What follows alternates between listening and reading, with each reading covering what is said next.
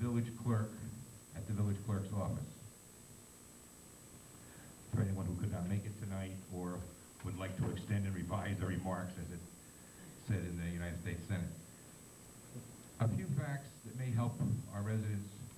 Well, at this point, I think this $70 million project has many facets, and we hope we have reached this point after careful study and close collaboration over a long period of time. Together, we will work to answer all the questions, solve any problems posed. Have this proposal into, beg your pardon, into something we will all be very proud of. And I ask the people of Austin to continue with us in this journey into the new millennium. Many of you are excited by the project and have expressed that to us. Some have concerns. Others may even have other ideas as to what the project should be. We are all in this together. Austin can ill afford another false start. Let us continue to dissect this project together. Let us lower our voices, be kind to one another, and work through this process together. Austin's future depends on it. And now I would like to, first of all, introduce the people on the dais, the village board here, Trustee Penny Markowitz-Moses, our Deputy Mayor, Trustee Ernest McFadden, Trustee Marianne Roberts, Eugene Napolitano, our Manager Paul Shue, and now it gives me great pleasure to turn the microphone over to Mike Zarin, our Special Counsel for this project.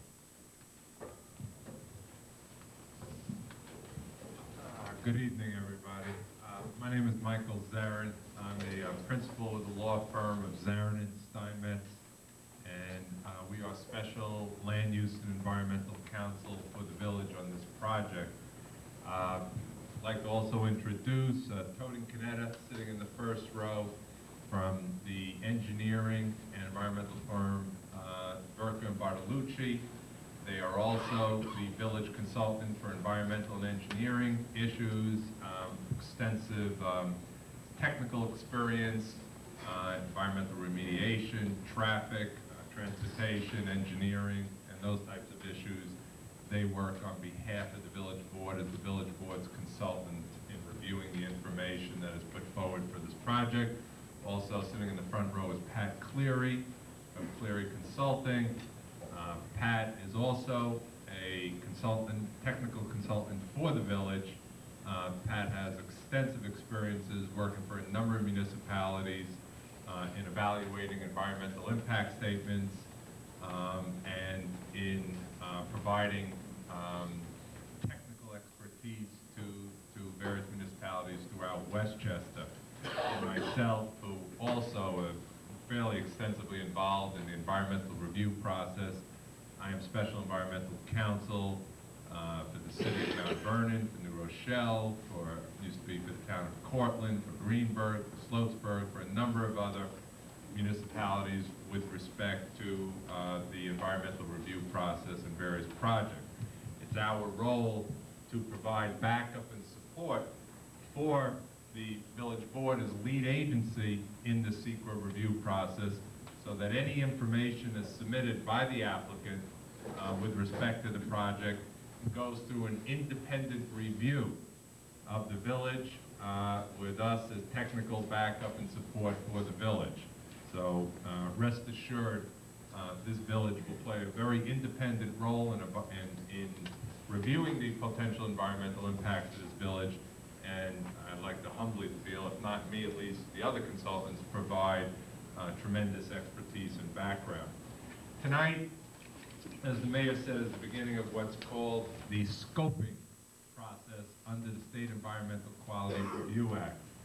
Scoping is defined in the law, and just so we sort of set forth the purpose of this evening, means the process by which the lead agency, that's the village board in this case, identifies the potential significant adverse impacts related to the proposed action, meaning this project, that are to be addressed in the draft environmental impact statement, including the content and level of detail of the analysis, the range of alternatives, mitigation measures needed, and the identification of non-relevant issues.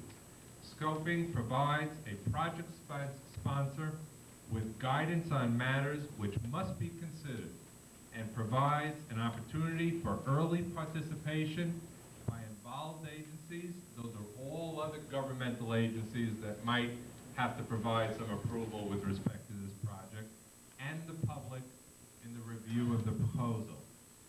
Scoping is set forth under section 617.8 of the SEQRA regulations. I'd just like to read one or two other provisions again, so you fully understand what scoping is about and the purpose of tonight's meeting and where do we go from here. The primary goals of scoping are to focus the EIS on potentially significant adverse impacts and to eliminate consideration of those impacts that are irrelevant or non-significant. Scoping is not required. Scoping may be initiated by the lead agency or the project sponsor. Scoping, where the lead agency decides to hold a scoping session, as in this case, must include an opportunity for public participation.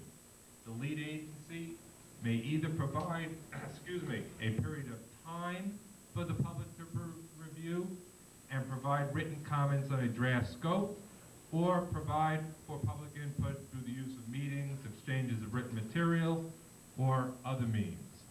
In this case, as many of you might know, the board has chosen to hold the fullest scoping procedure permitted under law. That includes this public hearing. There was approximately 2 weeks' notice in the newspaper. I don't have the exact date, I apologize. There was notice in the environmental notice bulletin that is provided to all, that is widely distributed throughout the state. Many of you might have received the letter to the community that was distributed by the board that also noticed it, as well as the draft scope was sent, the notice of the meeting, to all what's called interested and involved agencies under SEQRA. That's a list of about 30 agencies that have indicated their interest in the project or will make an approval with respect to the project. Those are called involved or interested agencies under SEQRA.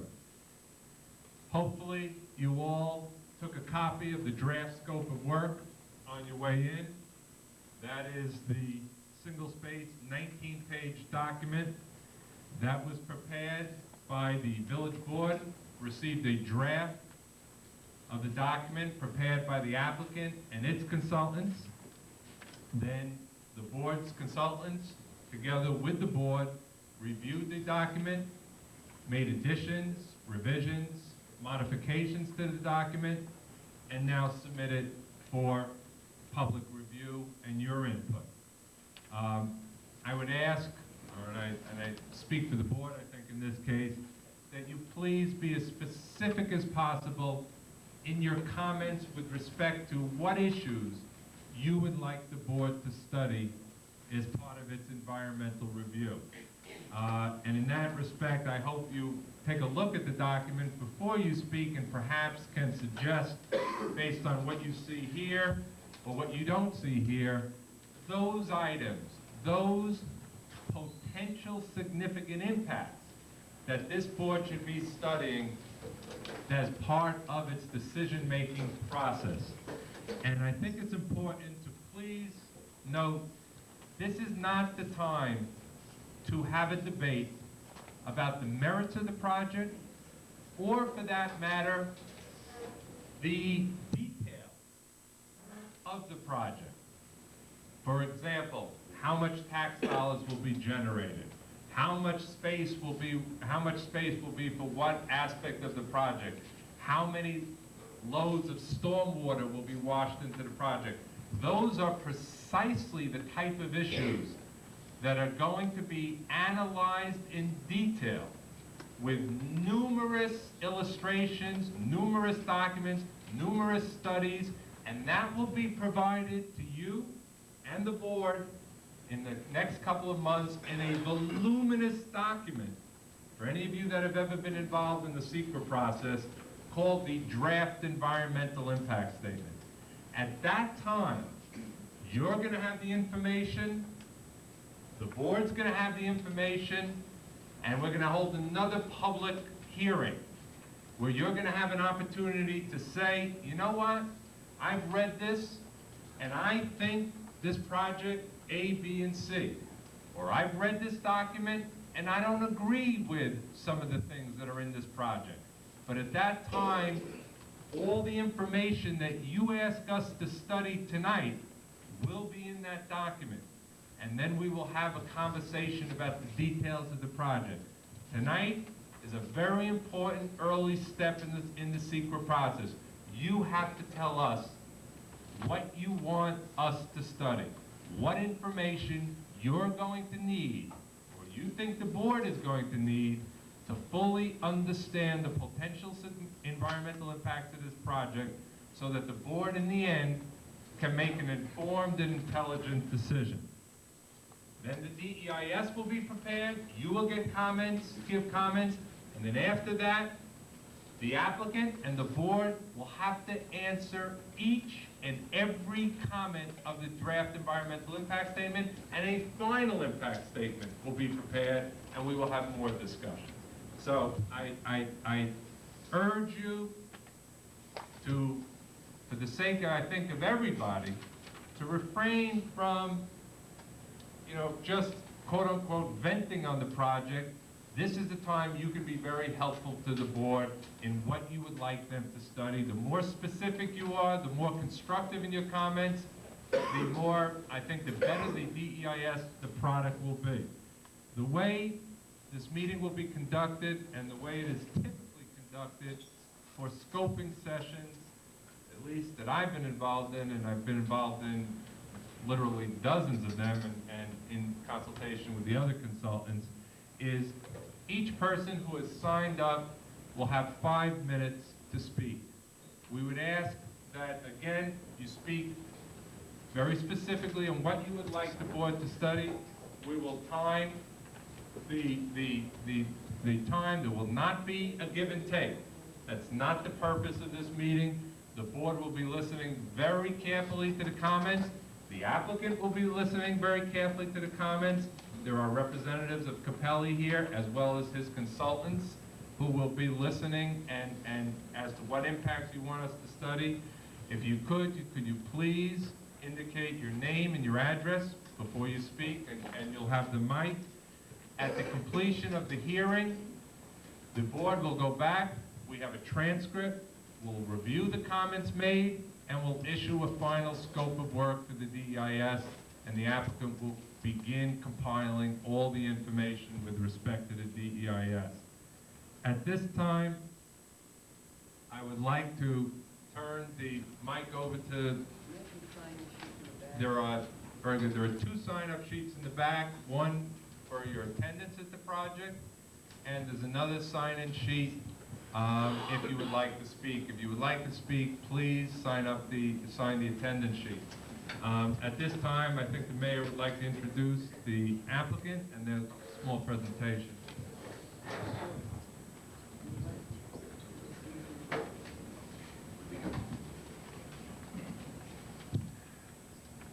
It gives me great pleasure to introduce to you Andrew Tung from Divney & Tung, environmental consultant and engineers for Cappelli Enterprises, our partner in this process and in this tremendous project that we are undertaking. Mr. Tung?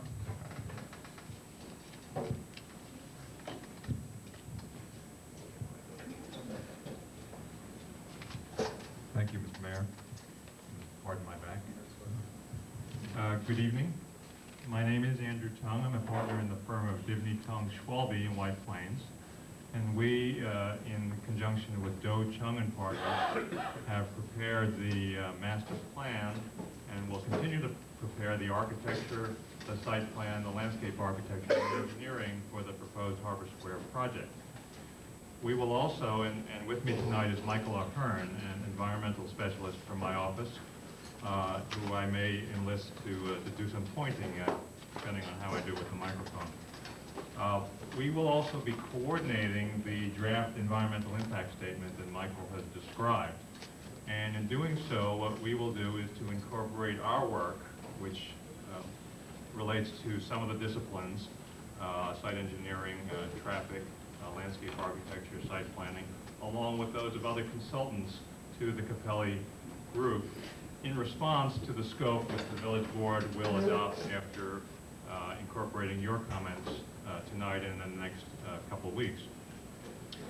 That document will have a number of studies, it will have graphics, it will have maps, it will have tables, and its purpose will be to clearly set out what the existing conditions are on the site, what the proposal is for the Harbor Square project, what type of results, positive or negative, might happen from those proposed buildings, activities, and site improvements, and then what mitigating factors might be proposed to account for or to balance those impacts if there are negative impacts. What I'd like to do tonight, just very briefly, is to kind of set the stage for the discussion using these two exhibits, an aerial photo and an architectural site plan of the Harbor Square area, both at the same scale, 1 inch equals 50 feet. This photo taken earlier this year, and basically we've shown an outline in yellow the 3 parcels of land that make up the Harbor Square project. These parcels have been assembled by the village over the past number of years and planned by the village in order to bring pedestrians, life, access to the waterfront, this dramatic resource at the base of Main Street, which just over the last couple of years, with the new park and the bandstand down here, people have begun to have an opportunity to get close to the water. A lot of this activity is in order to bring people closer to the water, and the plan, as I'll describe in a minute, responds to that objective, which was perhaps the key objective that we and the Cappelli group picked up from the request for proposals that the village put out. The 3 parcels then, again, which we've called A, B, and C, just for reference purposes, make up approximately 10 acres down by the waterfront, and they're separated by the railroad tracks here and Water Street here. Parcel A, which is the one most directly related to the waterfront, is made up of 3 smaller parcels. One, you can see the school buses sitting here is the school bus depot. The second in the middle is the flavor science facility. And the third, down at the bottom portion of parcel A, is the Village Park, formerly the Maui oil tank site and office site. Those 3 parcels make up parcel A, and they're bounded by Westerly Road and the ramp coming down from the train station on the east, the Ossining Boat Club on the south, the Hudson River on the west, and the Kill Brook and other oil tank facilities on the north. So that's parcel A. When we talk about parcel A both tonight and in the document, that's the riverfront parcel. Parcel B, currently is approximately 2.5 acres. That's basically the on-grade commuter parking on the west side, on the east side of the tracks, rather. It's bounded by the tracks and the railroad station on the west side, by the Metro-North powerhouse, the tall brick building on the north, by Water Street, Old Main Street, some of the buildings along Stanton's Alley on the east, and by the ramp going up to the railroad station on the south. So that parcel B is in the center of the property. Parcel C, furthest to the left, is currently occupied by the DPW offices, yards, and storage area, and the Kill Brook, which comes down the hill from behind Central Avenue through the center of parcel C, through the, in front of the DPW, by the side and underneath the parking lot, and to the north of parcel A, is the central feature, or the central component of parcel C. And this area wooded here is a gorge or ravine that borders the Kill Brook, which you can't see through the trees, but is running down the center of that property. And as you know, the topography or the slope rises dramatically up from both sides. So those are the 3 parcels that make up the site. The proposed plan, and again, the objectives that were stated to all the respondents to the RFP, to the request for proposals, stated the village's goals as 1, providing an attractive, inviting way for people to get down to the waterfront. 2, to broaden the village tax base in this area while doing so with non-industrial attractive uses, high-quality uses. 3, to provide a mixed-use development that included both residential, retail, and open space uses so that it would be people-friendly. It would attract people to the waterfront area, and it would also serve as the other, as I understand, the other anchor, if you will, for the Main Street activity up at the top near Broadway. This would be the other balancing point down here so that people would be attracted to both locations and to go to both locations. And then 4thly, to, in the course of doing this, improve the parking conditions for commuters. So in responding to these 4 objectives, the Cappelli organization prepared this plan, which I will just outline the features of, and in the environmental impact statement, which will respond to the scope, we will look at all the different aspects, the environmental aspects of that proposal. Parcel A, and these are basically the same size so that you can visualize this being dropped into this location. Parcel A focuses on the waterfront and public access to the waterfront. There will be along the shoreline, which now has riprap along the shoreline, and a pier extending out, anticipating the arrival of the ferry. There will be a minimum width of 50 feet along the waterfront, in which will be constructed an esplanade, a walking area that will widen out in the center of Harbor Square to incorporate as well an amphitheater and a bandstand, so that activities such as the summertime concerts, which have been begun today or the past couple of years down here, can continue in a similar type area. What was it, 50 feet? I didn't understand that. I I didn't hear it. Please don't interrupt and let him finish. I'm sorry, I couldn't understand you spoke I'm too sorry. fast. A 50-foot width from the waterfront back, so that you can walk along the water, look out to the water, and enjoy that area. That would connect also to the ferry slip. And I neglected to mention that at the west side of the bus depot, previous to even this project being proposed, there was an area of land, a little bit over a half acre, reserved by the village for its use as a park. So there will be a series of open spaces connected by this esplanade. If you see to the south here is also Engle Park, where there's currently access to the waterfront. There will then be an esplanade along here, a wider area with the bandstand, and a connection to this new park out at the point, so that you can extend out into the river and get even closer, be surrounded on 3 sides. That's then the main organizing feature of Parcel A, the Parcel A proposed development. There are then 2 buildings, a north building and a south building, both of which on the ground floor, closest to the amphitheater and the open space, will have retail uses and restaurant uses that would be attractive, so that they will also draw people to the area. So that you might go down there to go to the restaurant, afterwards stroll along the promenade, or you might go down there on a Saturday to do some shopping and also take advantage of the open space in the park. So they will support each other in that they will all attract people down to this location. On the floors above, there will be residential buildings, a total of 216 residential units, 1 and 2 bedroom units, a mix of sale and rental units that will be on the 2nd through 5th, and in one location, 6th floor of these buildings. So these are mixed-use buildings, a combination of retail and restaurant at the lower level and residential above. Parking for the residential will be located behind the residential, away from the public space, if you will, and also in a portion of the lower level of the north building.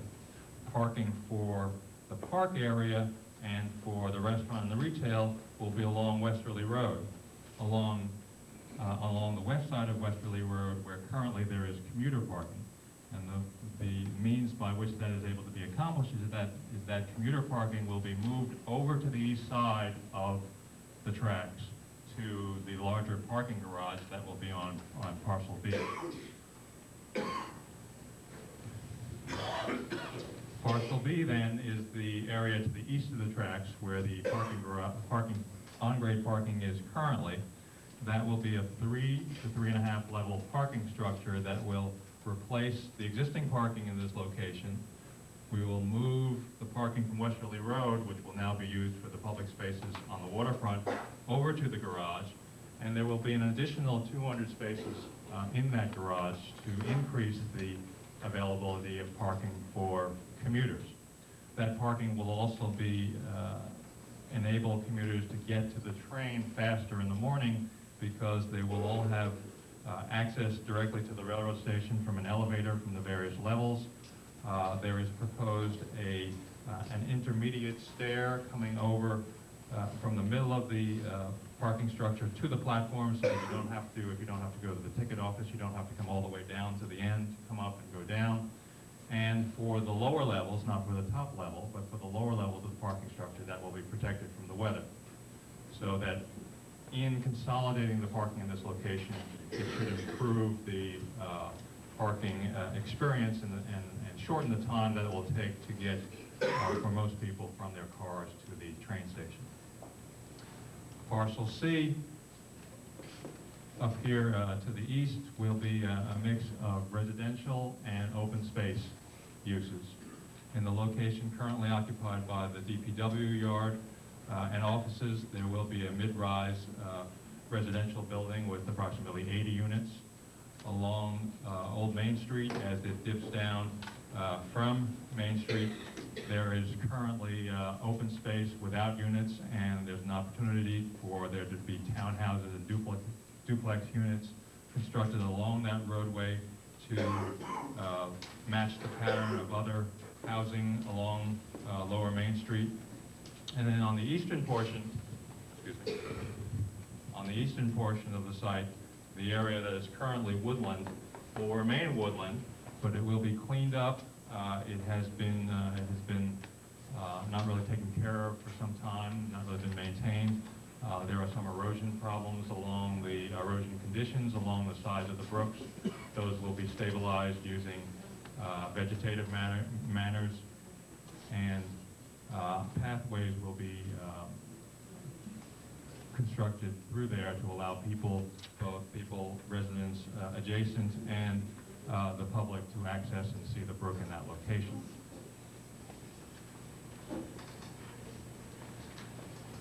This then is the proposal of the Cappelli organization that will be presented in greater detail in the DEIS, as well as as Michael mentioned, the various impacts, potential impacts that might result from this proposal, as well as consideration of other alternatives to the proposed use. Thank you, Mr. Mayor. Thank you very much.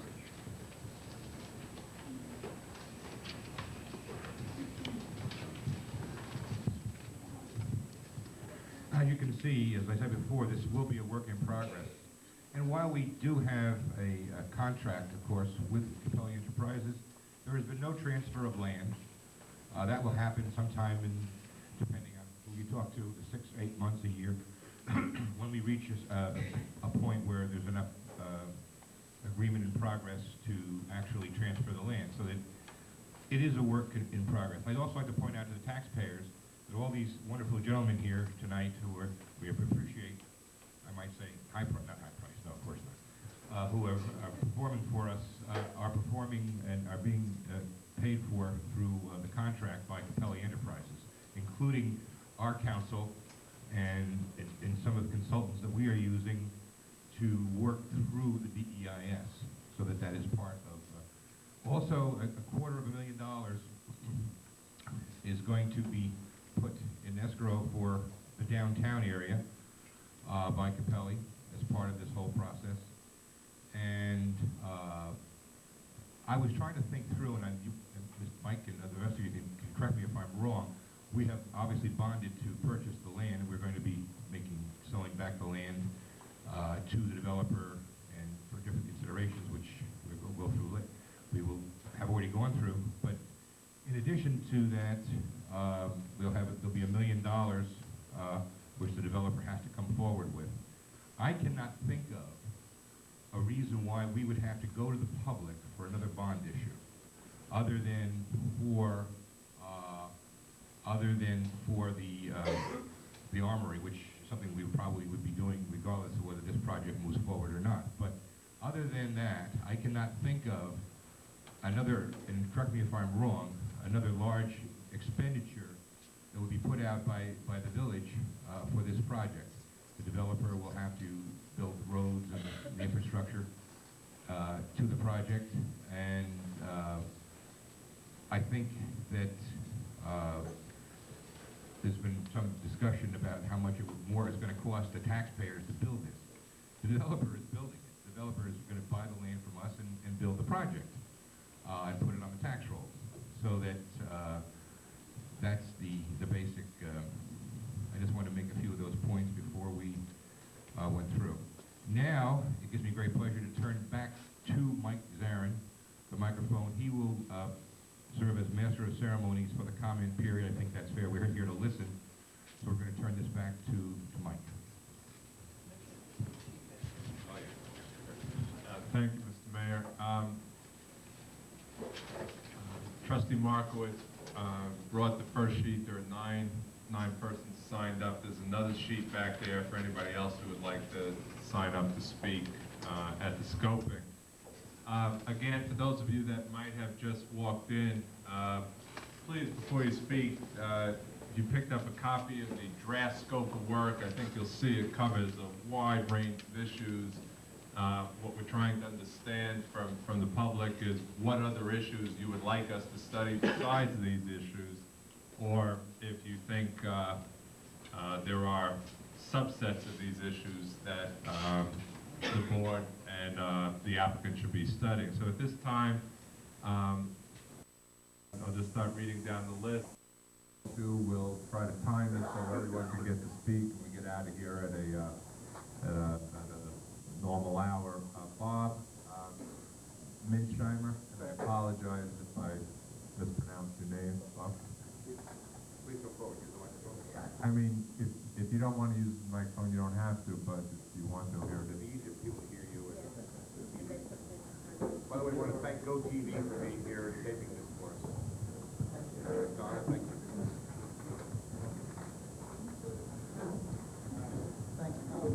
Thanks. I have, I guess, small questions, but perhaps symbolic questions. One, I would just raise the question: who's responsible for scheduling this meeting at the same time, same place, same night, and same time as the high school graduation? That either suggests a lack of coordination or attempt to keep attendance down. Secondly, the brochure that was mailed out, parts of which I found very useful, but did it need to be a sort of slick advertising type brochure? I wondered how much that cost, and it seemed to be printed on non-recyclable paper. I would urge you to try to inform us, don't try to sell us. Parts of this seem like a selling job, the brochure that was mailed out. The brochure also mentions there'll be a world-class restaurant. That's the exact terms, and I just wondered what that means. Does that mean the Surf's going to move to Ossining? I would settle for something far more modest and people-friendly. It had a good view of the river. And I'm sorry, I think it's a shame that River Rose restaurant closed, and I can't figure out why nobody can make a go of it. That's great potential location. And finally, looking at this document, I question it's an environmental document, and I have an environmental question. Was it designed to use as much paper as possible? Did it really need to be 19 pages? It's printed on one side. There's a lot of white space, and it really looks more like a table of contents than a narrative.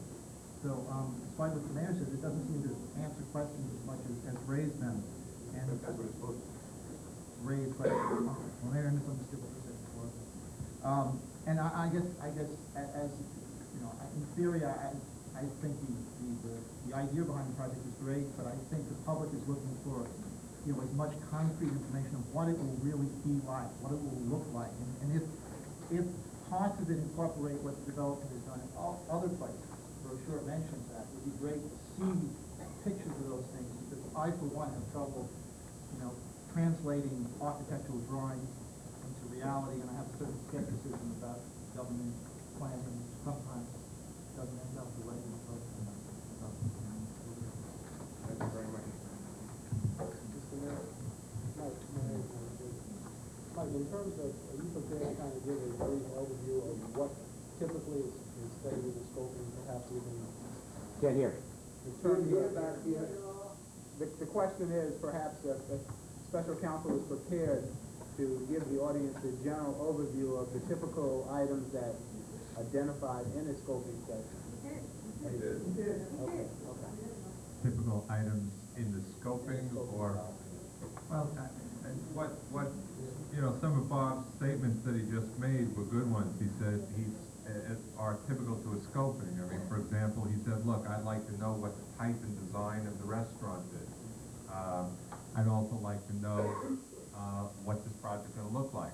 I'm having a hard time visualizing it. He also mentioned that, he might like to see other projects of this nature for comparison purposes. So those are types of comments that, are helpful comments, and are one or two might not be in here now. So, Linda Magnano.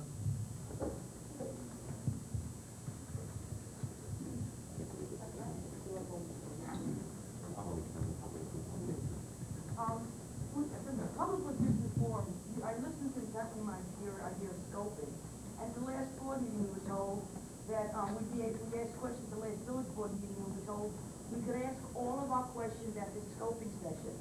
But now we hear you and we're told, but we can't. It's not the place. I think there's a lack of communication.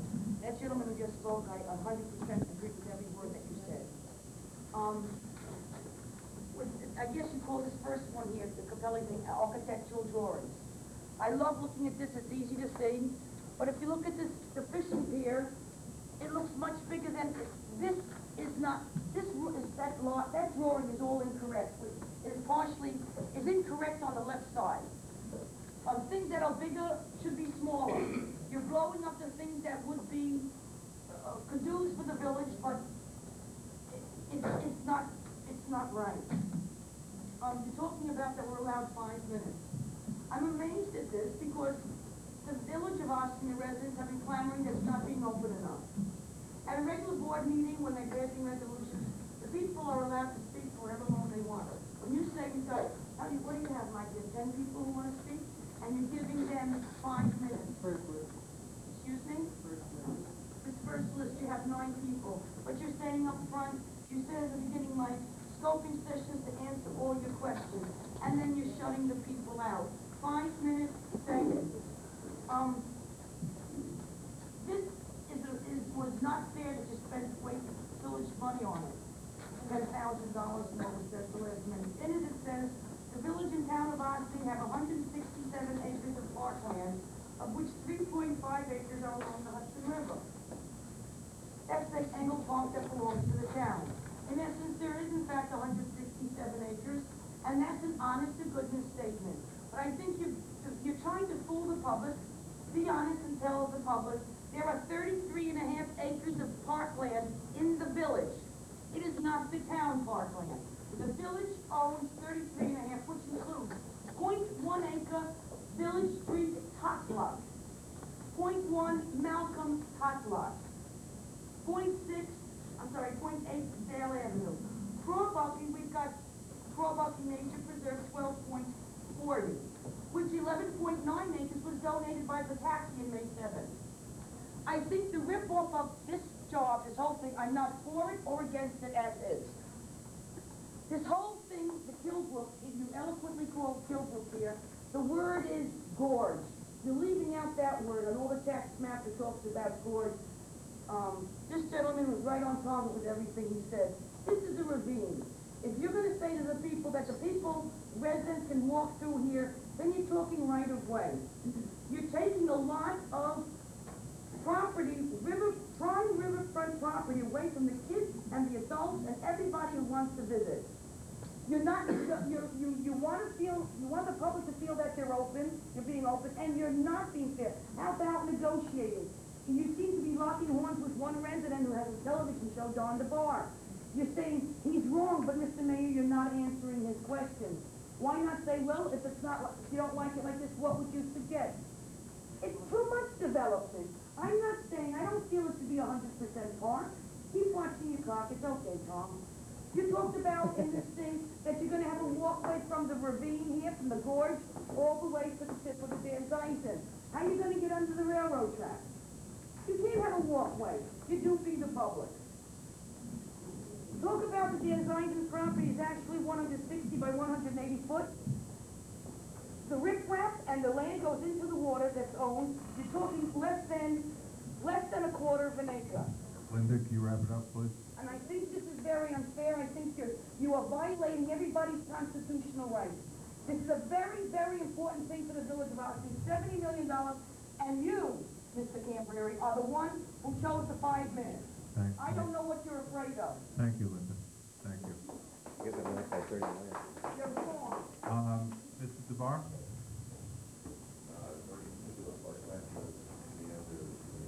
Wherever you like.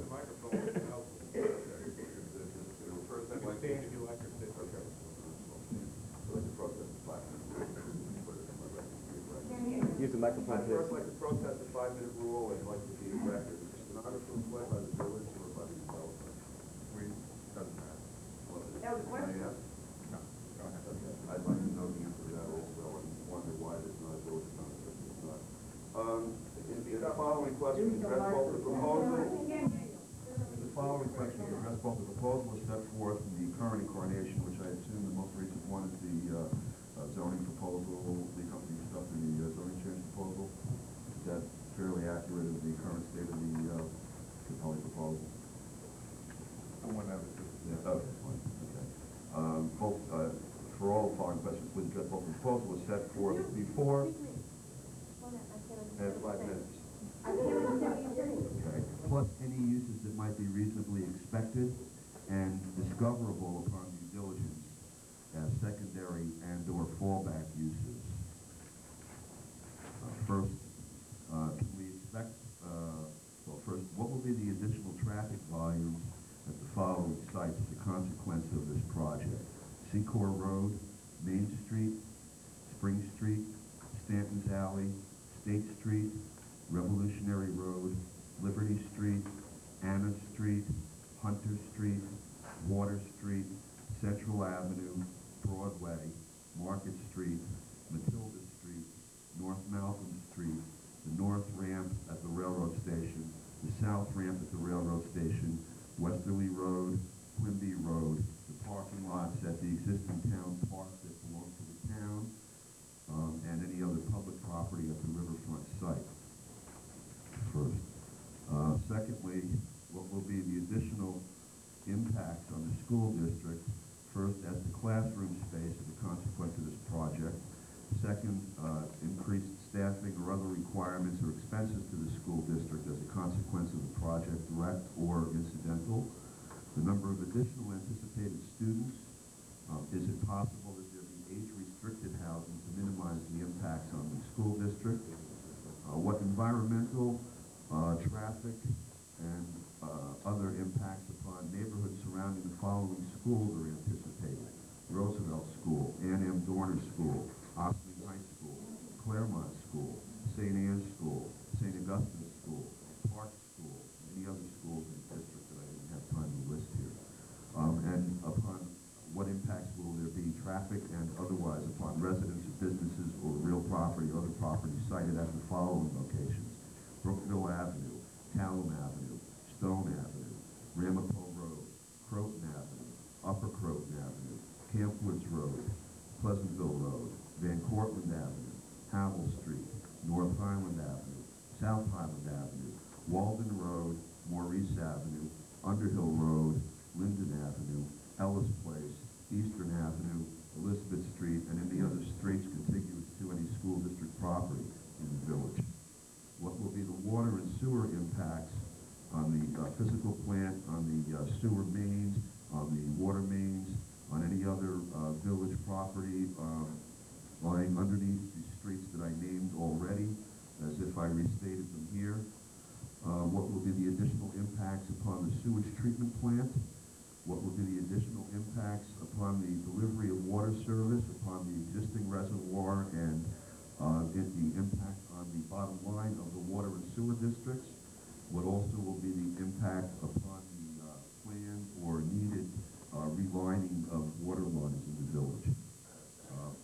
What will be the difference in the standard of remediation that will be used at the riverfront and other sites, in this case, against standards for park purposes? What will be the impact upon village taxes and finances of the sale of the property for the price that's referred to in the development agreement? What additional expenses will the village undertake and bond or other borrowing for improvements to streets? And again, I post it for 5 minutes. You really haven't wasted some time with Leonard. You've really given some good suggestions. So why don't you just finish, take a couple minutes? You think you have to take that? It's not fair. Okay, as to the Kilbrook, what are or will be the environmental hazards at the moment or as a consequence of this project? What contaminants are there at the moment? What has been deposited there historically? What method has been used in order to make this determination? How does that method compare to vigorous methods that can be discovered by due diligence used at other sites? What has and will be done to investigate and protect any archaeological, historical, anthropological, or other materials or environments at the sites, particularly with the Kilbrook, but not exclusively at any of the sites that are the subject of this project? What will the impacts be upon rental housing in the village in general, upon low and moderate income housing for rental and or sale, for sale housing in general? Will there be a gentrification effect that can result in the conversion of Snowden House and Maple House to market rents? And can a determination about that be made? Will due diligence be used to make that determination? Is there some mitigation in the event there's a possibility of that the village can take? And in general, what will the impact upon village tax rates be as a consequence of the project? Thanks. Mr. DeBar, maybe, as we said at the beginning, do you have anything to revise your remarks in the next 10 days? You can submit that in writing or additional things in writing. Okay, and the mayor just said that for those that hear things and want to make additional comments, need additional time to read and think about it, the record stays open for another 10 days. And you should feel absolutely free and encouraged to submit written comments, perhaps more issues and giving more comments to the board. If you want to let people talk at the things you want to hear, Go ahead. it's very unfair, Mike. Okay, This Liz. is very wrong, and you know it. Thank you. Mr. Codman, please, John Codman. Well, John's coming up here. Don't forget, if anyone else would like to speak, there's still a list back there you can sign. Go back and pick it up. I just wanted to start by agreeing with the first speaker about, scheduling this. I also understand there's a democratic function going on tonight. Obviously, those individuals may want to participate in the scoping session, and I think to have it, it would have been nice to see our elected officials at our high school graduation. I guess I have two questions, and one of them has to do, why hasn't the board considered and presented other projects of smaller scope? And my other question would be, is I would want to know the impact and of the planning board and building department's ability to follow through on this type of a project because of the scope and size. It's fairly substantial, and I believe I've brought questions before the board that represent questions as to the ability of the planning board and the building department to carry through the regulations. We do have a consultant hired to pay for the consultant But with us. the building department is the one that will ultimately be responsible for making sure that the building executes the plan as it is proposed. Thank you. Thank you. Thank you, Mr. Codman. Mr. Codman raised the point that I should just clarify for people that in the scope of work, for those of you that aren't aware of what a scope of work covers, there's a section on page 18 that's alternative. And the board has a responsibility under the law to study certain alternatives, and one of those is a no build, and one of those is going to be a lesser density. So, Miss Leslie, Mr. Okay, Dr. Leslie Platt. I'm killing this. Sorry. I should just shut up. Number 5. Thank you. Leslie Flocker. Thank you very much. I wanted to focus a little bit on something that I think Ray Seidelman will say much better than I just want to comment. But I wanted to focus on what I think is really the only issue here, which is the effect on the people of Ossining. When we talk about the impact on the community of Ossining, I think we have to realize that the community is essentially it's the residents, the citizens of Ossining, and there is no one single Ossining that we can easily talk about. And I hope that the review of this project will bring out the effect of this project on the various communities that live here together in more or less ease with one another. And I would first like to ask that everybody consider what the responsibility of our current citizens and residents is. What is the responsibility that we now have when we come up with a project of such an immense scope here? So specifically in terms of cultural issues, what is the impact on the cultural environment of Ossining on our African American community, on our Hispanic community, on the middle class, lower middle class, working classes that live here in Ossining? Specifically, the immediate area this project is going to be in essentially the area of Ossining that has the lowest median income of any area in Ossining. And it's going to bring into Ossining a very, I think, special group of people that I have not yet really heard identified at all. No one really has mentioned in all the talk about where the buildings will be, what the people will be like who live in those buildings. I think that should play a prominent role in any discussion of what we are doing here. What will the effect? Specifically, what will be the ethnic and economic makeup of the community that is moving into these buildings? What will be the effect of that group of people on the rest of Ossining? What will be the impact on our public and private schools and our parochial schools? In terms of the cultural makeup of the community, what will happen? In terms of the parkland that we're losing, we have I guess now the village essentially has at its disposal the entire parcel A.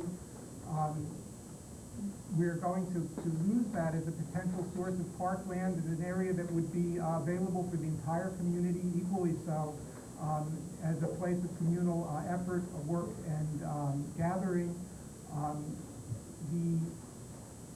I think that we should look into what effect that will have on our community.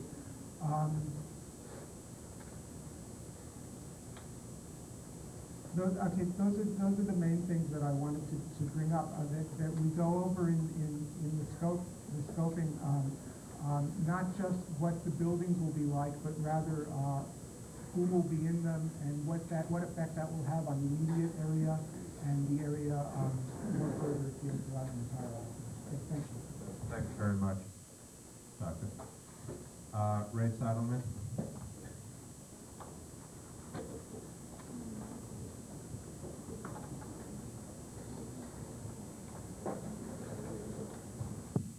Thank you. I will try to read a statement I submitted to every member of the board, and I will try to do it in 5 minutes. can make that part of the record also. I would like to make it part of the record, yes, please. I suppose it's just for public knowledge. I also have some additional comments that I can get to them in the 5-minute limit. Could the timekeeper please inform me when I have 30 seconds left? Thank you. I have a number of questions. First, and many of these reiterate those of others, but perhaps they are somewhat more specific.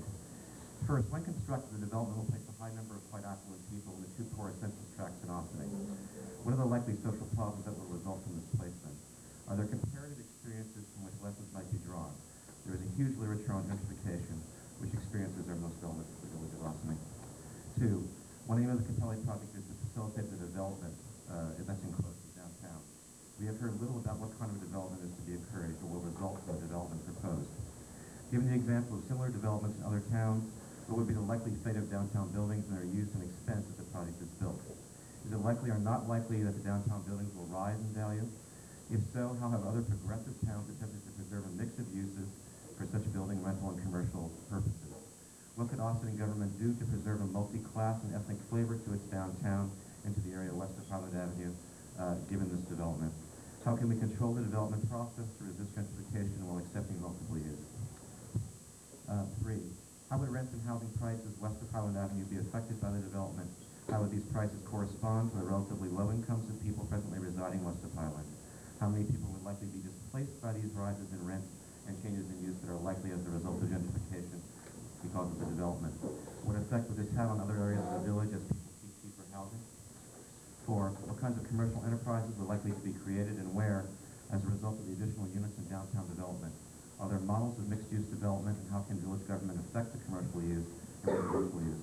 If so, how can village government encourage mixed use defined as a village center with residents of various economic groups and races with the stores and workplaces to match? 5, in various board meetings, the amount of public space attached to the private development has been noted and by some lamented for the small quantity relative to the amount of now public land that is being given away to the developer. Given the present plan, who is likely to use the public space on the Esplanade and Park in its present design? What will be the class and racial mix of people using this Esplanade and Park?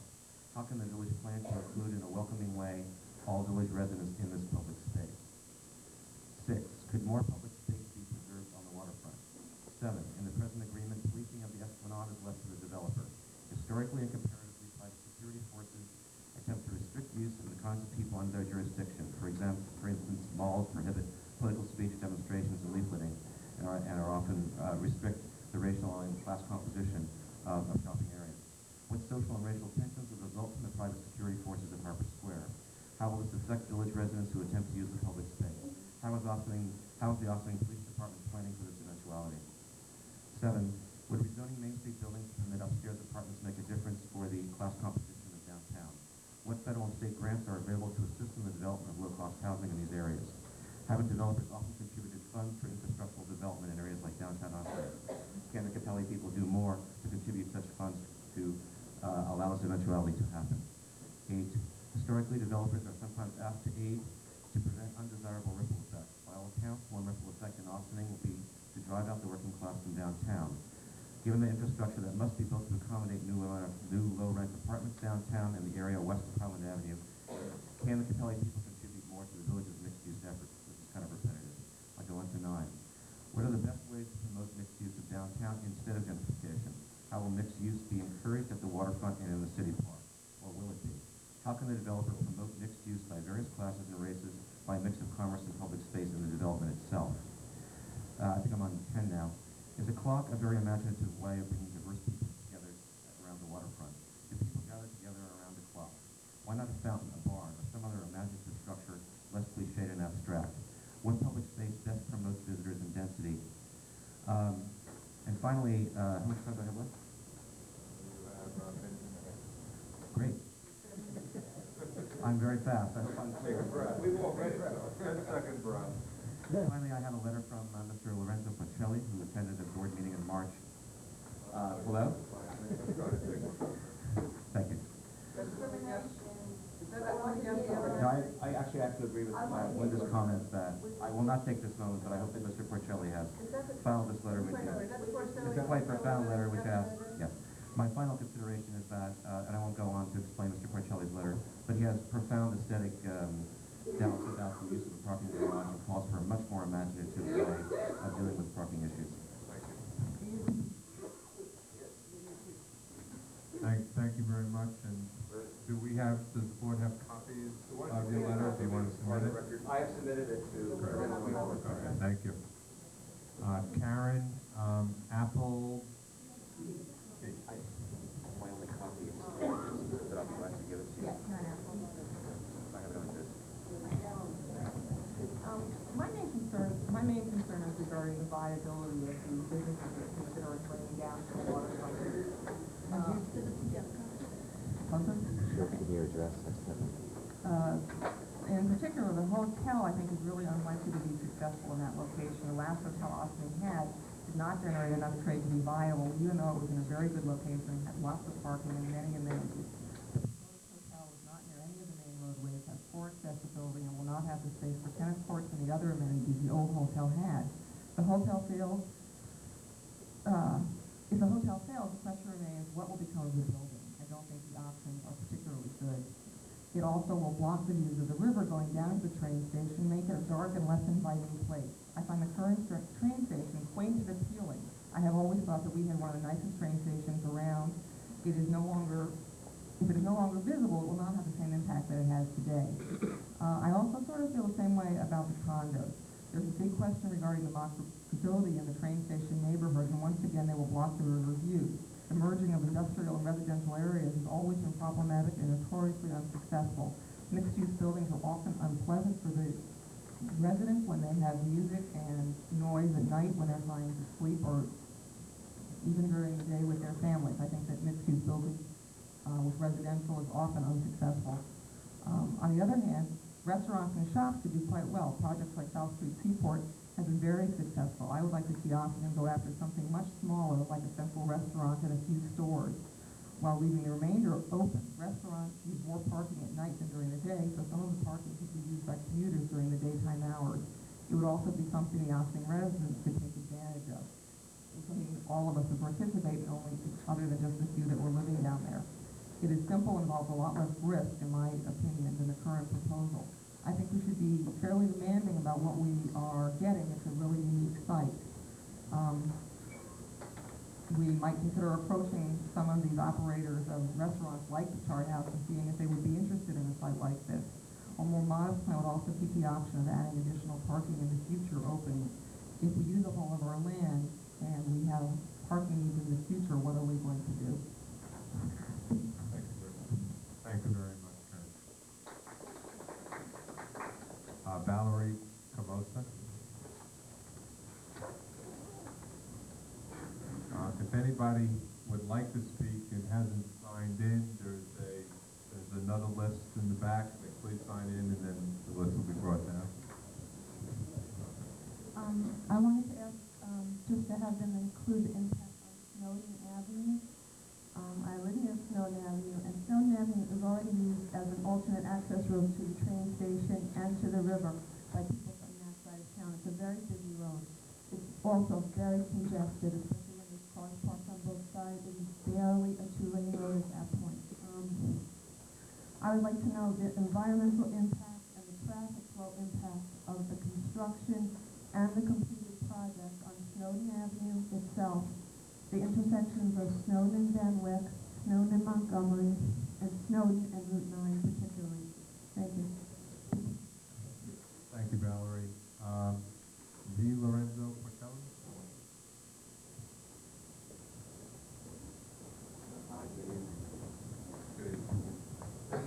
Mr. Thomas? Yes. Good evening, Lorenzo Portelli. I love stuff like this. I had because of the time, I'll just arm myself to... Can't hear you. Does this work? There you go. Close. Really close, like this? Oh. I'd like to talk a little bit about the romance of river towns and the culture of river towns and Hudson River. And I was wondering if you did a survey and a review of the culture of river towns, how it is that you came up with a parking garage. And I was wondering if you went up and down the river and all of the towns were doing something along the waterfront.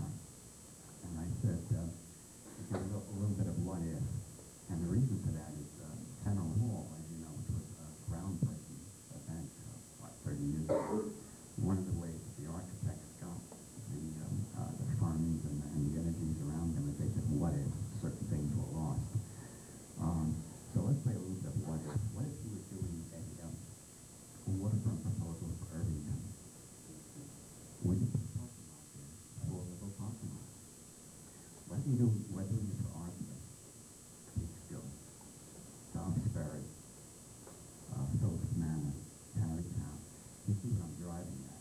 None of those places would want a parking garage. This thing is a monster. It will devour the site. It's much higher than the present station building. And I was wondering if you looked at an alternative.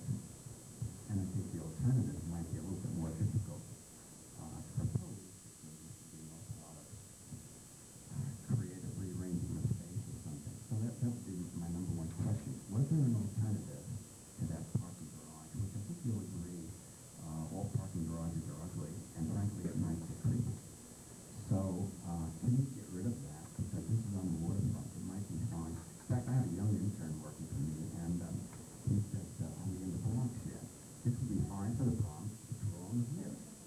So can we somehow put those all on grade level, spread them out, and we understand that some people are in a great rush. They would be the ones that come earliest in the morning, would be closest to the platform. Makes sense, you know. People like myself, I teach one afternoon a week at Columbia, and I do it at the afternoon. I have more time. I'll walk a quarter of a mile. I do now in order to make the train. I would rather do that than wish a parking garage on any of the wonderful communities along the river. So I think that's number one. So there's a sense of place that must happen here, and one of the people mentioned how the station building is really wonderful, and it is, and I think that should be, and I think it was just redone. Am I correct? That it was just redone? Yeah, wonderful job, and I think maybe, pardon me? And probably we should play that up, so that when you arrive at the Osmond Station, you're not staring 4 levels of concrete in the eye. You're looking at some other wonderful thing that has wonderful vistas and all of that. My second question, and I'll limit it to a second question only because of time, is again, I have a young intern and also my young daughters wanting to know, well, why can't this all be one great park? Wouldn't that have an enormous asset everything on the west side here? I was struck by the fact that the mailing piece that was sent to us, I believe, had the word park here. And park was about, the park here is about the size of the station building. I said, hey, wait a minute. That's a pretty tiny park. Suppose this were really a spectacular park. And again, the other thing I might say, let's visit a few other towns on the riverfront. Let's go to Irvington, for instance, which has a wonderful vista on the water. I mean, it is spectacular. Wouldn't that enrich the community? So my question is, why can't this all parks? And there's an interesting thing that happens in quality control. If you ask 5 whys in a row, you eventually get to the answer and you can solve all problems. And I'm fascinated by the fact that my young 4-year-old grandchild does the same thing, except she's only up to 3 or 4 whys. I will give her a response and she'll say why, and I will give her another response and she'll say why. I'll give her another response and she'll say why. She's up to 3 or 4. So I can only assume that she's going to make a great quality control person. So I would ask you, and for each of your responses, I would continue to ask why can't we have one gorgeous, beautiful park there? Because the space is not very large at that. And I think that's my time.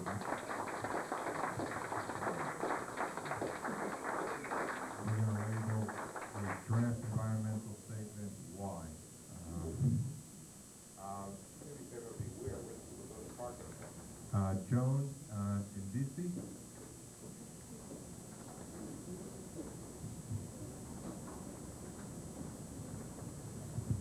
Thank you. Good evening, everyone.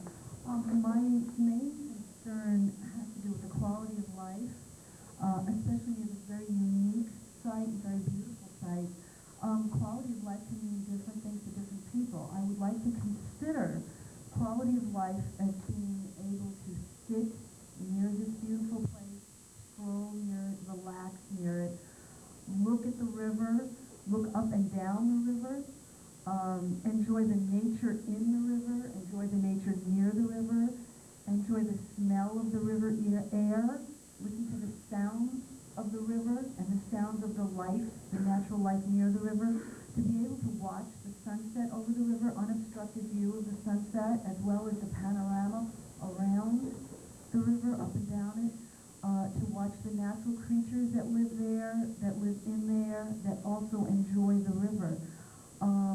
I would like to know how the quality of life will be impaired by the present plan, as opposed to having all of Parcel A be parkland. And I mean, when I say parkland, I mean grassy areas, treed areas, brush, shrub, and not paved areas. Perhaps unlike Nelson City Park, or perhaps like the grassy area at Scarborough Park.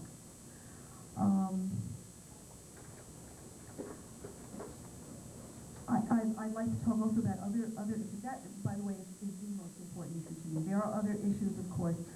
Who will own the parking lot, and will there be a profit made on the parking lot, and who will realize that profit? If it is privately owned, will some of that profit, what percent of that profit will be given to the village, as it is village area? For the multi-use buildings, will any part of those buildings, will they be for community use? And if so, who will determine who gets to use it? What will the fee be? Will there be a profit made? Who will receive the profit? What percent of it will go to the village? Or will it be on a non-profit basis that it will be used? I too am concerned about the fact that a hotel was not viable in Osney in the past. I'm also concerned about the fact that retail and residential in the same building is not desirable, especially by the residents there.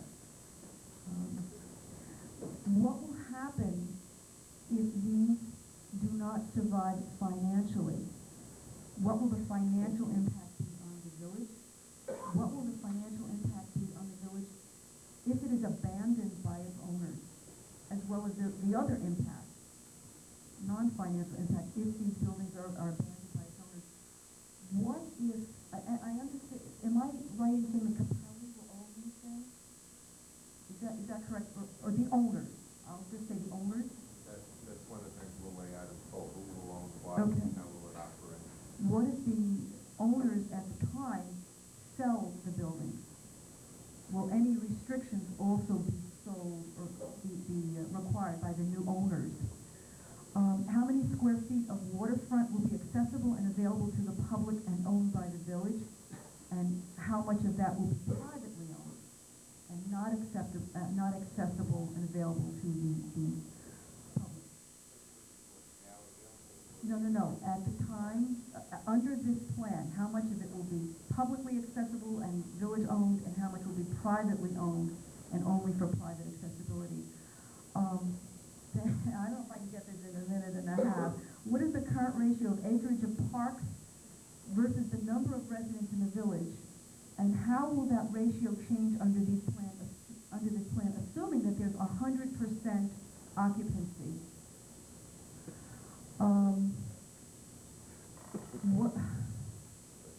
What are the heights of the structures, and how will it affect the panoramic view, and how will it obstruct the view? I'm going to try to really get this down to what are the compelling environmental reasons for placing private housing in the vicinity of the river rather than a location which is not as unique as this. It is a very unique, not unlike many other natural phenomenon. And please understand that once you build, it's gone forever. It's gone for a long time until you destroy it. Thank you very much. Thank you, Joe. Thank you, Joe.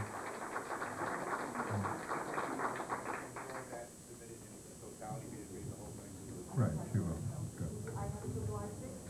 Till July 6th for all written comments following this, and they will be incorporated in full into the draft. Reginald Bush? Just one one comment while Randy's coming in. Come on, Randy, where are you? I think we will. Did you leave? I believe I... Okay, Maybe we'll come back. Clay Tiffany?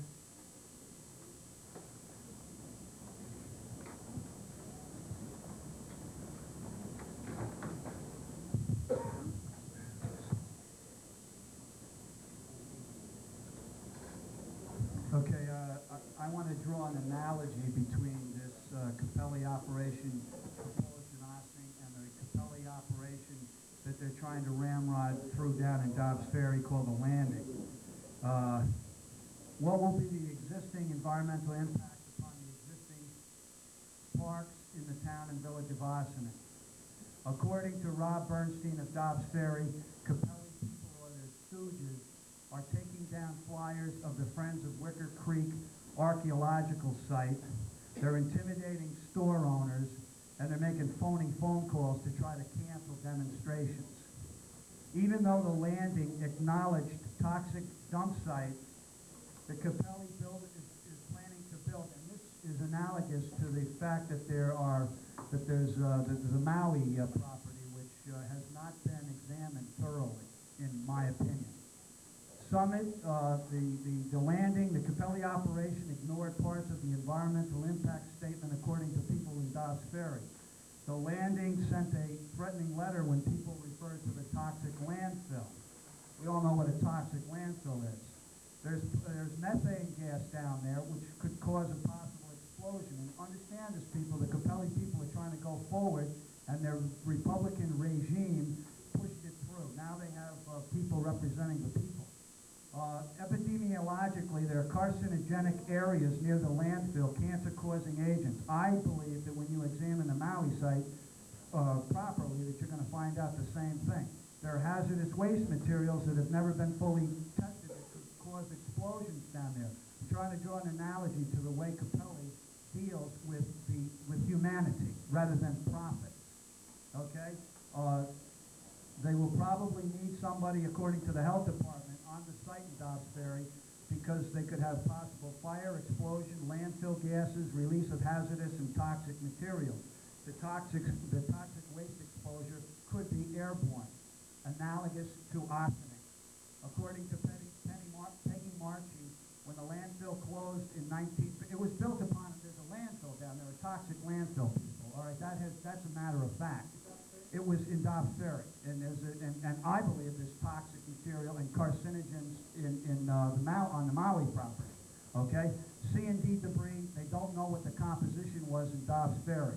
The Department of Health said that they can't build houses, but get this: these people are so money motivated that they're going to build, according to the Dobbs Ferry sources, they're going to build on a playground on the toxic site. The other thing is that a 1993 study, in contrast to the Cappelli people study, said that the toxic site is 2 times as large as the Cappelli people's findings, okay? Because they're over here in Ossining trying to chim-sham you.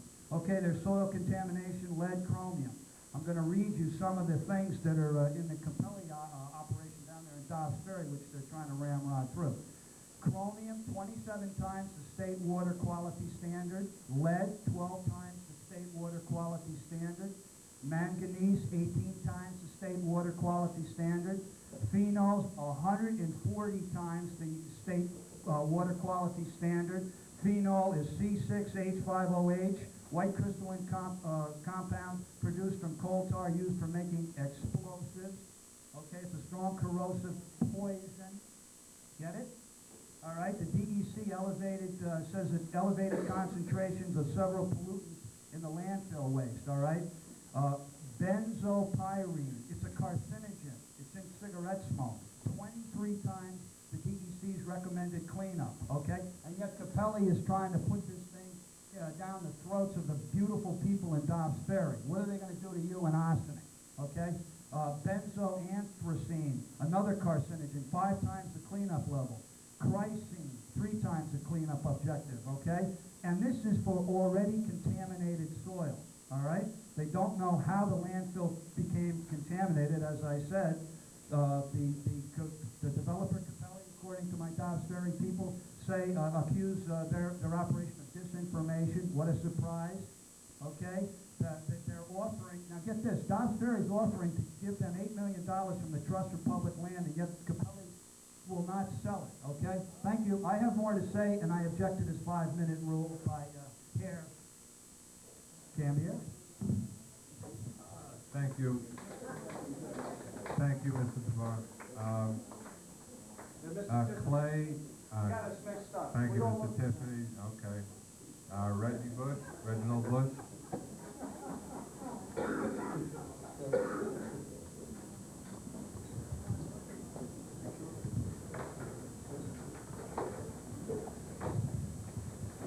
Good evening.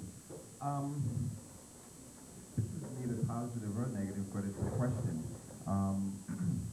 I understand that there is proposal to link downtown sections to the waterfront.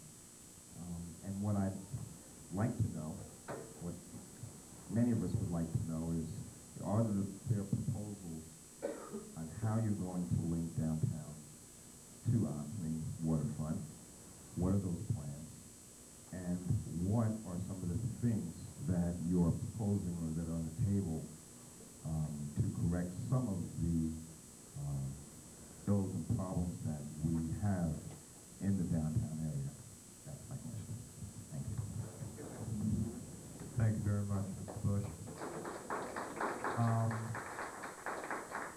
Bill Cowan.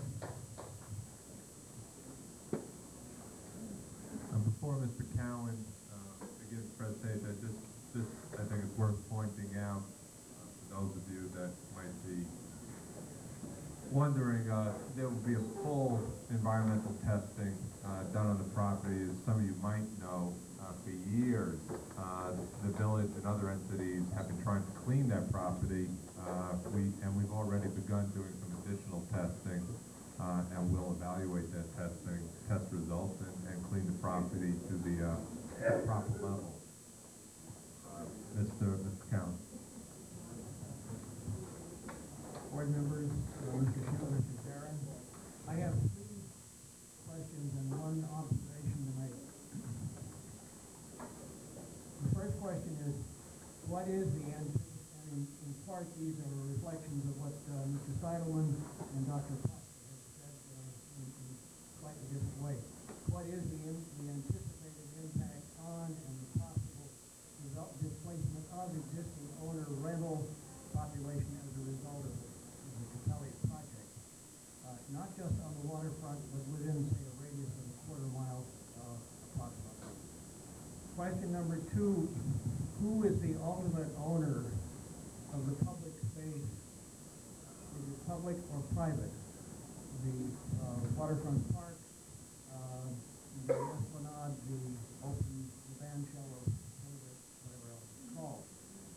Number 3, I have not been able to find in any of the written literature concerning any of the units, whether affordable housing or non-affordable housing, the size of the units. Are they studio, 1-bedroom, 2-bedroom, 3-bedroom, and especially those questions with regard to the affordable housing units. It's been talked about, I think it was 13% of the 40 to 42 units to be affordable housing units.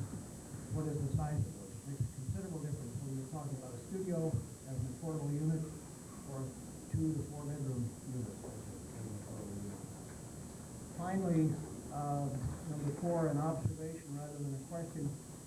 As some of you know, the Interfaith Council for Action is going to be doing has in fact contracted with the Pratt Institute to do a GIS study of what is, if this target area, which includes this Cappelli project.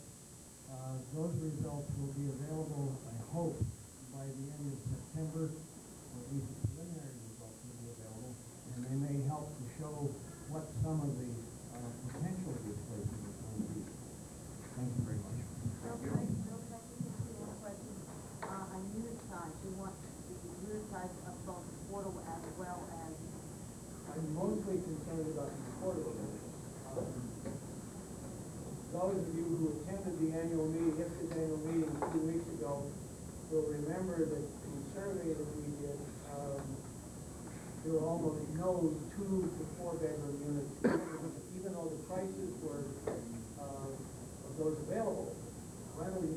cost for affordable? There are almost no units available. Thank you. At this time, we have no other people who've signed up to speak. What happens now, and I'll let the mayor will close, but what happens now from a technical point of view is... Can we speak again? No, no. And we also have a gentleman that, The, as well, who also signed the sheet. Oh, did you sign the Right sheet? here. Sure, come on. Would you like, sure, come. I'm sorry.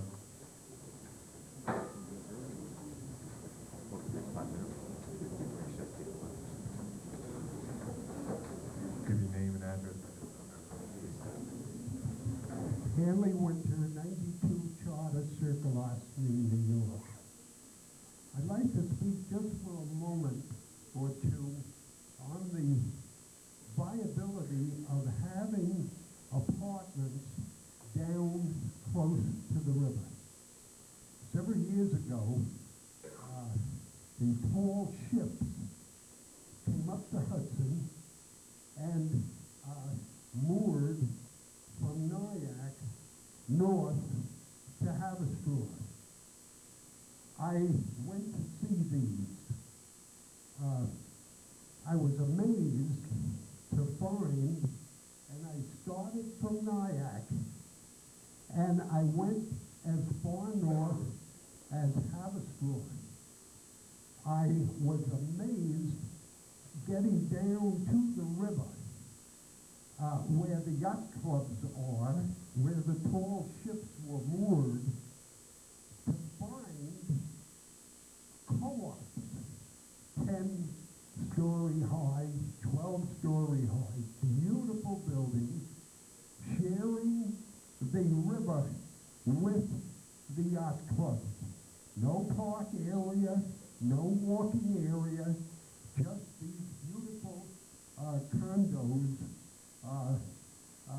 that were built just for the view of the Hudson River.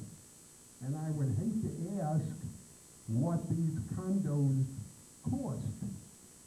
Now, as I say, now, if you go across the Tappan Zee Bridge, as soon as you come close to the west end of the bridge, off to the left, you'll see not a very high-rise building, must be about 6 or 7 floors.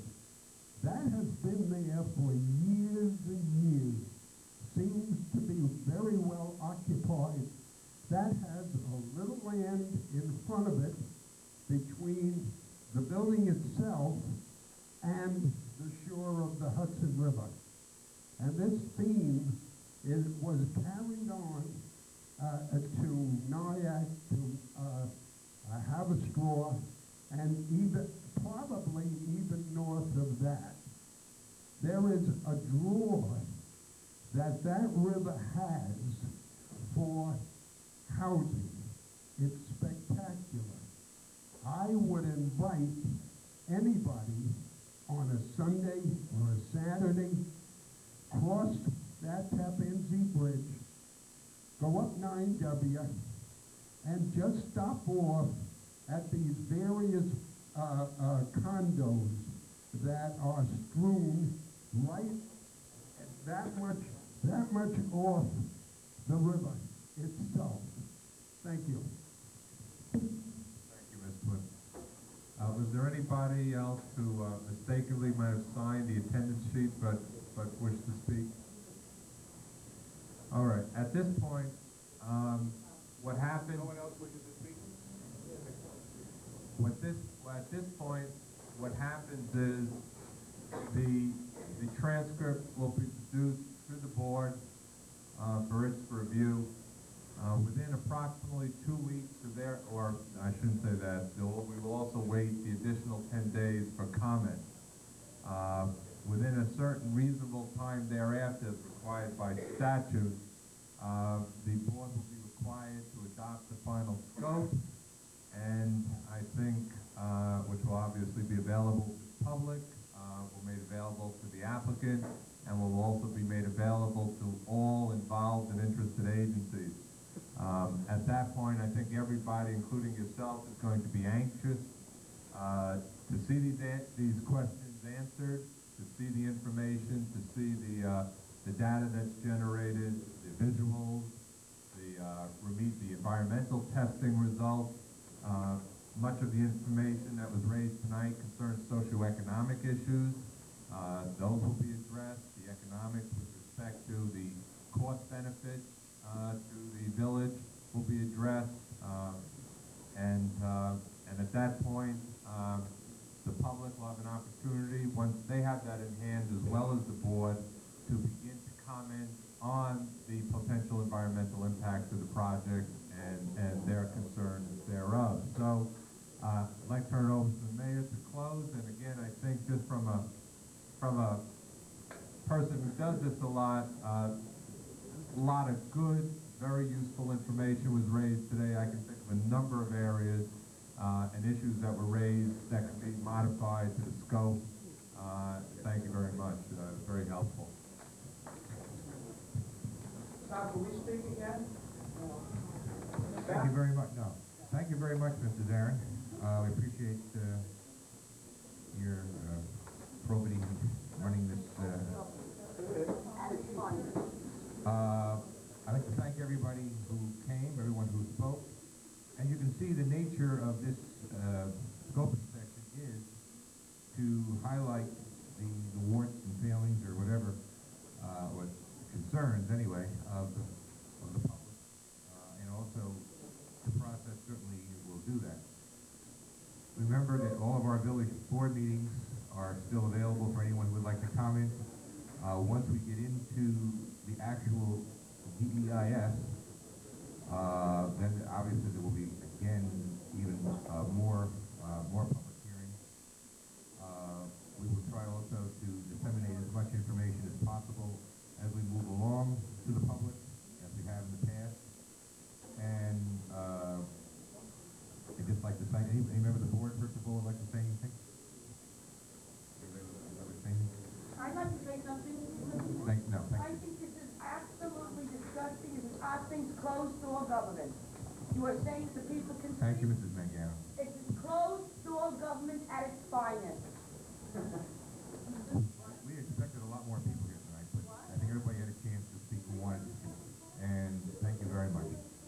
Closed-door government.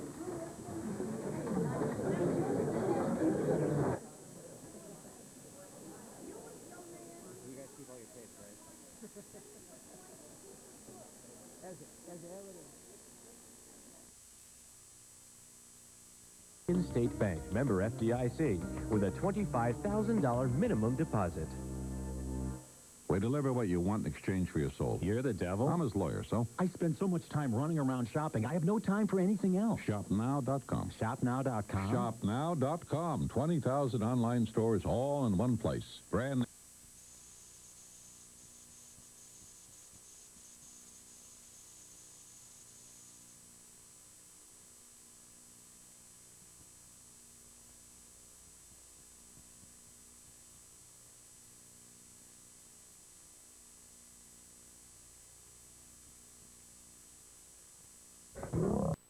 Delivery, removal of old bedding, deluxe bed frame, quilted mattress pad, and comfort pillows are yours at no extra charge with purchase of any deluxe set. For your Sealy, Serta, Simmons, or King Coil bedding, visit a location near you in Poughkeepsie on Route 9, 1 mile north of IBM, in Fishkill in the ShopRite Plaza, in Vales Gate in the Price Chopper Plaza, in Middletown in the Dunning Farm Plaza, in Jefferson Valley on Lee Boulevard across from the Jefferson Valley Mall, in Ossining on Route 9 in the Arcadian Plaza, and in New Rochelle on Main Street, Route 1. Or call 1-800-MATTRES and leave off the last S for savings. For your uninterrupted listening pleasure, Kinko's will now announce the grand opening of its newest location during regular radio programming.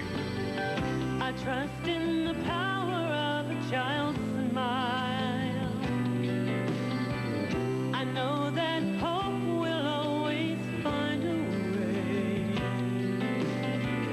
I feel that Full color copies are great. once in a while, let the wind be your wind. You will know. Finding. Say it. Kinko. There's plenty of toner. Win your share. 65 million of them. I'm Brian. After 3 years of 60 hair growth, promotes healthy hair in your scalp. The products. Original of all ages for healthier hair. And is still drugged by special introductions. Call 1-800 is guaranteed. That's 1-800. Mistake or a bad deal. People who have serviced off or 30-day exchange file come to expect. And financing for cars at locations in Peaks 6 and Westbrook Drive provides more than your typical 347. 5 years. WHUD. Shopping with the girls, the kids' night. Plays together by Poconos. Great shopping and horseback ride. Creek Quarry has both the latest games. 18 holes, then have a beautiful backdrop of the world away. And/or week-long visits. Pay and play. 2662 nearby Poconos. 50,000 people a day walking. I'm here at International Place. In fact, thousands of hotels in your own home for $4,200. That's $200.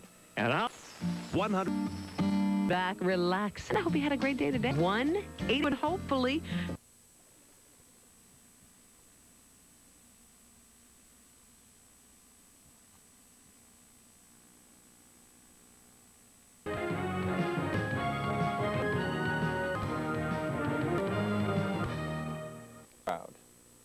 Committee chairman seated to my right of OVAC, do some letting them know interest and who are come on out and give us a membership mic. Various levels we have medic time that we you have 24-hour hours also. Change our way we have and we if you're here TI and all full-fledged certifications at OVAC are a lot of in-house help of other courses. The standard first CPR for the EMT work in conjunction with knocking on the door about this an accident or what about probably been everyone's interesting, tragic. Yeah, the senior citizen, you know, or we tend to them and they have a lot in EMS. Is word that we really is somewhat of a OVAC, maybe police department, you know, some kind of government. In fact, that's not the case. Are a separate entity or existence. In fact, we're celebratory and take pride in the fact that we were the and basic life in every call. And the difference between a paramedic give life to someone who may these we have basically bring the emergency room is basically what we do. Sometimes very dramatic. Right, just a little bit. Just text, please. Yeah, stayed around the crew. They'll be the life pack, an orange bag before they bring. Basically, we can, in a few minutes.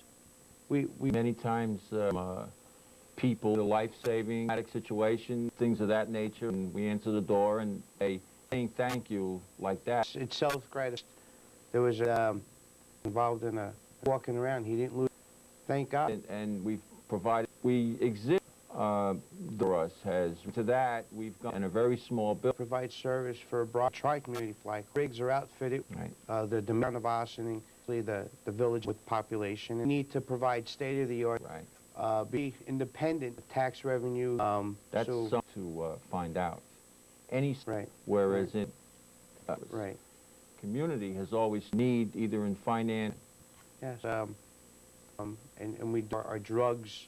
For the most part, is recovered premium that they already pay. Not as though we're built just to recover funds that we can, you know, the fly car worth in excess of 100 and. The donations. And maybe watching and let it. It's plastered on the side of the building. Our friends have. Yes, they have. It's one of the reasons we're here. Also to talk about a couple months community we've done to visited us. At the I believe we are. EMS week from 12 to 4 demonstration. I believe in and a special magician. On May 6th magic show, new edition. Well, we appreciate all to bring the parents and let the kids. It's very important, not in Ossining. There with what they Ossining police that they want to do. It's very important. We if anybody has day, our telephone number is 41, which is on the corner. If yes, and entire family.